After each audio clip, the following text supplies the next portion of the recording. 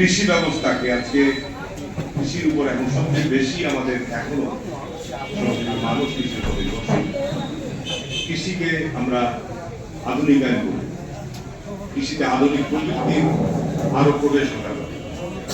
ধান কাটা মেশিন, ধান লাগানো মেশিন, বিভিন্ন সবজি ফলমূল শাকসবজি চাষাবাদের জন্য কি বলে ওটা দুর্লভপুরের কাছ থেকে আমাদের দেবীনগর পর্যন্ত পদ্মার এক ইম্প্যাক্টমেন্ট মোটামুটি ভাবে নির্মিত হয়েছে।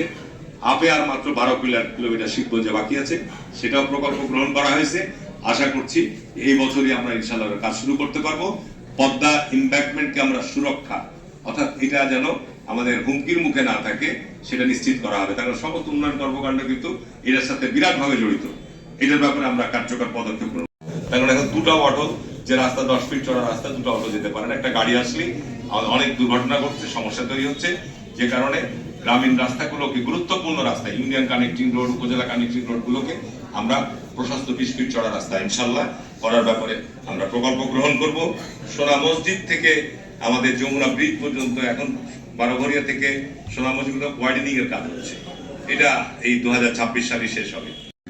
বিদ্যুতের আপাতত ঘাটতি নাই, কিন্তু এটা আমাদের অত্যন্ত ব্যয়বহুল বিদ্যুৎ। আমাদেরকে 14-15 টাকা পর্যন্ত ইউনিট দিতে হচ্ছে, যে কারণে চাঁপাইনবাবগঞ্জে সৌর বিদ্যুৎ প্রকল্প গ্রহণ করার সুযোগ আছে। আমরা যদি এখানে 300 মেগাওয়াট সৌর বিদ্যুৎ উৎপাদন করতে পারি, তাহলে আগামী 10-15 বছরের জন্য আমরা চাঁপাইনবাবগঞ্জে স্বল্প মূল্যে বিদ্যুৎ সরবরাহ করতে পারবো এবং বিদ্যুতে আমরা সাশ্রয়, বিদ্যুতে আমরা আন্তর্জাতিক মানের আধুনিকায়ন করা হবে, যেন আমাদের ব্যবসায়ীরা, এক্সপোর্ট এবং ইম্পোর্টাররা এই বন্দরগুলো ব্যবহার করার ক্ষেত্রে তারা উৎসাহী হয়, উদ্যোগী হয়।